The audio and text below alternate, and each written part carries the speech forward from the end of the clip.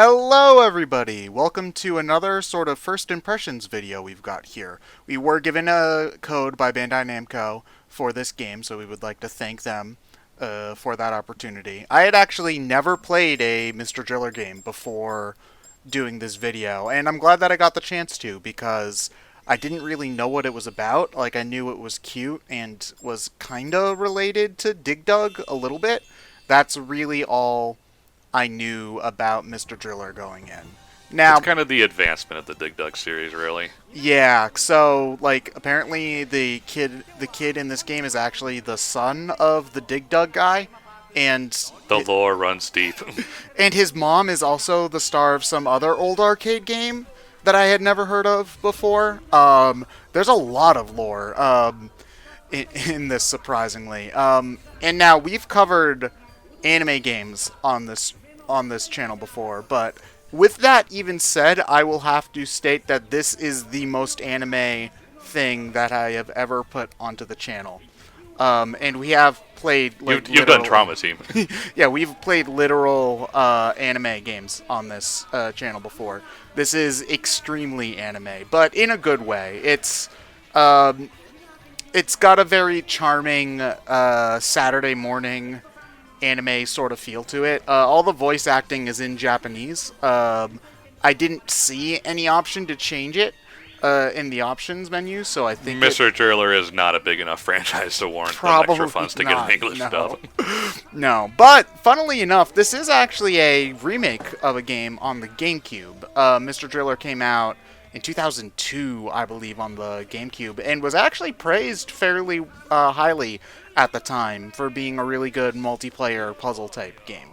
I haven't done a ton of research on the original. From what I can tell, it's mostly the same game, just with some graphical touch-ups, like it runs in HD widescreen now. I think the sprites were redrawn, but everything I can tell seems to point towards it being mostly the same game, which I think is probably a good thing, considering that this is a pretty, I won't say typical, because there is a nice twist on a lot of the mechanics, but if you've played falling block puzzle games before, then you'll find yourself pretty at home playing this one. I didn't even expect it to be that when I first started, because I literally went in this blind with no other... Oh, you never even played Dig Dug before? Well, I played Dig Dug, but this doesn't really play a lot like Dig Dug. You have a drill and you go downward, but the gameplay loop just doesn't. Oh my god, they have an anime intro. Yeah, they do. I told you, this is the most anime thing we've ever done on this channel. I wasn't kidding. Does it end with them running over the hill to the great beyond? Kinda. I don't remember. I don't remember it that well, but yeah, there's so much anime in this, and yeah, there it is. There we go. The only thing this needs is bad late 90s anime CG. Yeah, but then it would be bad anime, which is not what we're looking for. I hope I suppose. so. Yeah, but this is super anime because you've got the flashy lines, you got the anime intro song with random English strewn in there. Oh wait, there was gameplay models there. I guess we can count that as 2000 CG, I guess. Sure, why not? Yeah. So the basic premise of the game, because there's actually a story to this. It's there's a lot of cutscenes and talking, which I do show just because it's charming enough that I wasn't bored watching them.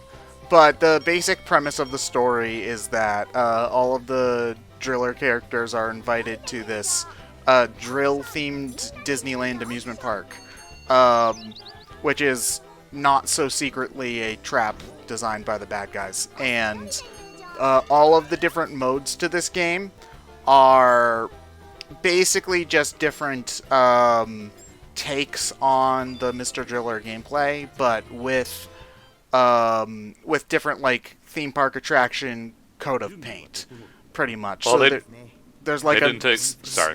Oh, I'm just gonna say, like, there's a gameplay mode that's very clearly like Small World. There's like an Indiana Jones themed one, a haunted house, and so on. Pretty much. Fair enough. I was just going to say they spent no time just saying that the scientist guy was the bat villain the entire time. Yeah, they do not. They do not really make it that much of a secret.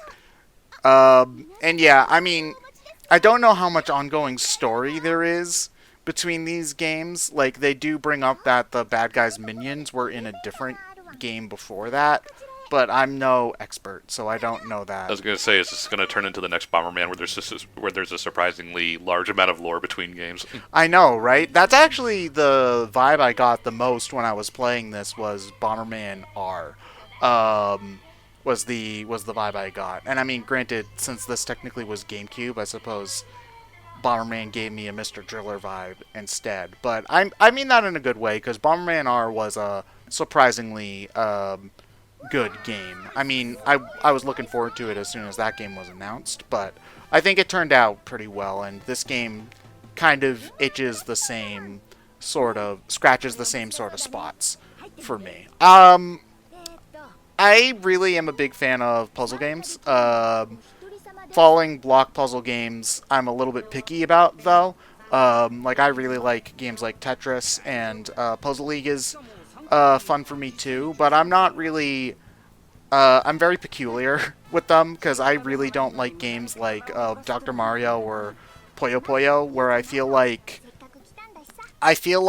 you need to spend way too much time setting up, and for that kind of puzzle game, if it's trying to be fast-paced and there's a time on it, I don't like to have to be that precise. If I want to think slowly and plan things out, I'd rather play a slower-paced puzzle game. And yeah, I'm also just not good at building chains and combos and stuff like that. And then games like Candy Crush or Bejeweled, I always are so mindless. You know, I always just feel like I move something by accident, and then suddenly I get a 30,000 combo that I didn't even plan on getting, because stuff just keeps on falling into the right spot. You know? Puzzle and Dragons sort of has that problem sometimes, but that series also has other elements that give it a little bit more depth and keep me coming back to that one as well. But yeah, so this mission is the first one I try to do. It's a little bit different than what the standard Mr. Driller mode is. The standard one I think I do next is the Small World kind of variation. But basically the general gist of it is that you keep on digging downward to try to get to the end, which seems pretty obvious. And the blocks will fall as you dig. So, you know, if you break a block, if you dig onto like the yellow block, all of the yellow blocks connecting to it will all pop away at the same time, and so on. And then you kind of want to make it so that the blocks fall in such a way that you can get combos. This is why choosing this mode first might not have been the best idea for me, because this mode plays a little bit differently than the other ones in that you don't actually get combos if the blocks fall together. This one's much more slow-paced. There's no timer. It's more just about getting to the bottom and getting the treasure, pretty much. So, as you can tell, I'm very bad at this game since it's my first time playing it, but I had a lot of fun playing this. Like, I really like these kinds of puzzle games, and I was shocked at how much I really wanted to keep on playing it, even though I had like already recorded enough footage for this first impressions kind of video, you know? Oh, so we can go up one tile. Yeah, blocks. so you can jump up one tile, but sometimes you're gonna get into a situation where you can't do that.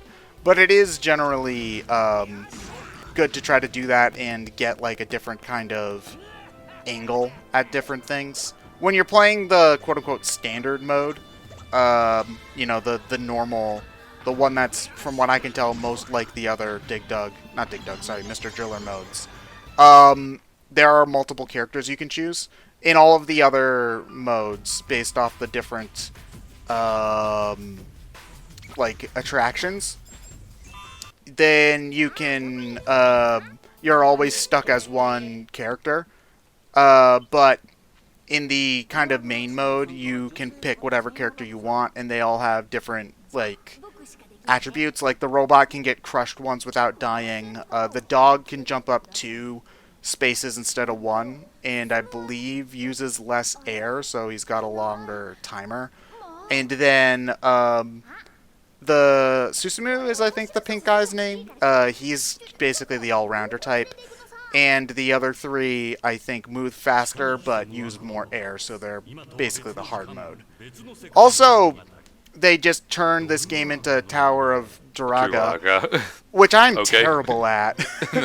It's more than just this really weird reference. They sneak this game into all sorts of really random spots. Like, hold on a moment. I think Baten Kaitos. Baten Kaitos, the RPG on GameCube. The one that takes like 100 hours of speedrun. Yeah, because if you want a 100% speedrun, there's literally an achievement in the game, like a card. In order to get one of the cards, you have to play the game for like 300 hours. So if you want to do a 100% quote-unquote speedrun, you pause the game right before the final hit on the final boss and just let the game run for like a week. But in that game, just randomly, in this RPG, they just have a random dungeon that's suddenly a throwback to Tower of Draga. So Namco likes to pull this one out randomly from time to time, and I'm just really bad at it. I got the Namco collection on Switch not too long ago either, which is a good collection. I do recommend it.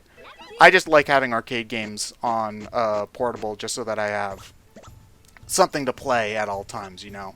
I'm just really bad at the original Tower Draga. I could never get my head around how you're actually supposed to play that game. The good thing is in Tower of Duraga, it's full of Duraga. Oh yeah, exactly. So it's like Tower of Draga, but backwards. Therefore, it's easy. So yeah, this one's probably the most in-depth one. Instead of having a timer, you lose an HP point every time you hit a block. But this one does have combos, unlike the one we were just in. So it's a different kind of thinking you have to do for it. So like you can't just you have to think about how the blocks are going to break each other as opposed to just how do I get down, which is a different. And I like when the different modes do kind of scratch different areas of your brain in games like this.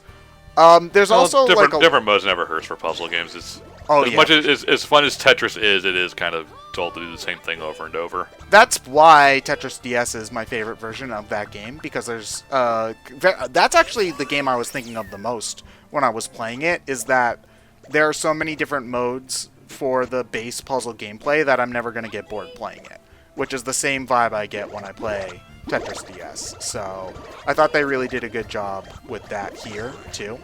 But this mode in particular, I think, is probably the most in-depth one, because there's a map, so you have to kind of like explore your way around. The dungeons are randomly generated, and you also pick up these gems that give you different abilities that you can use, but you have to kind of like ration them out throughout the areas because there's only a certain amount that you get.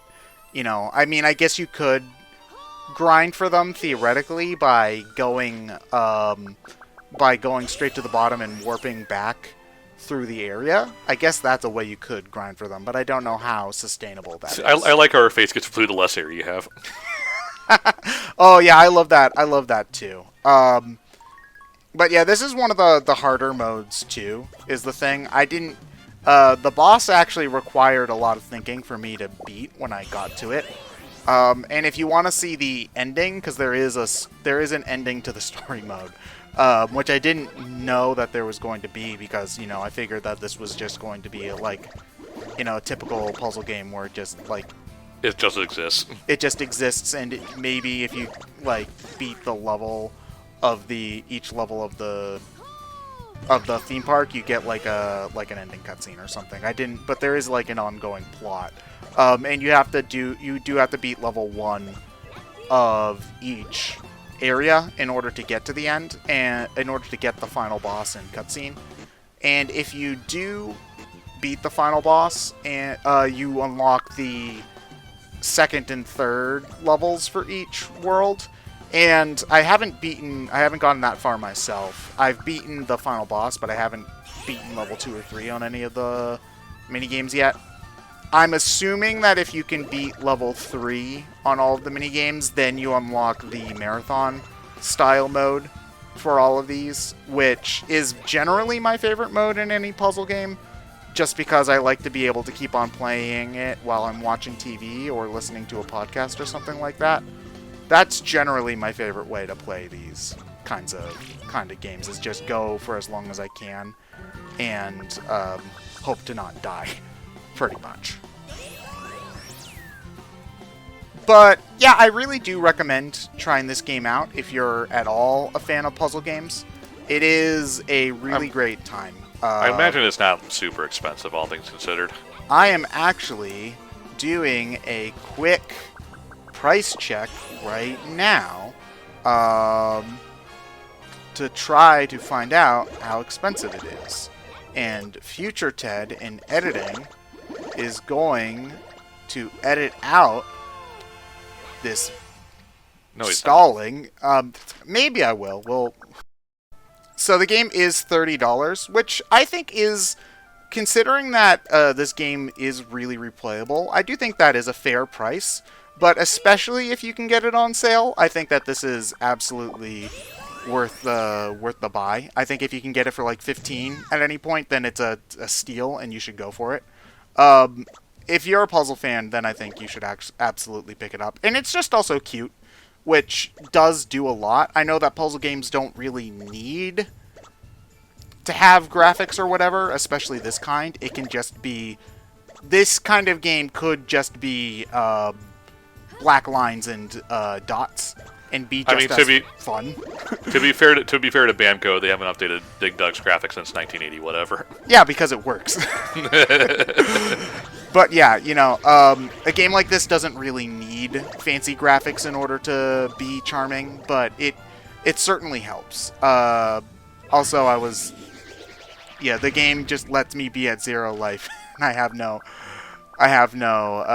way to heal, so I just, you just died. Yeah, so anyway, that's Driller, Mr. Driller Land. It's a really fun time. I really do recommend picking it up if you're a fan of puzzle-type games.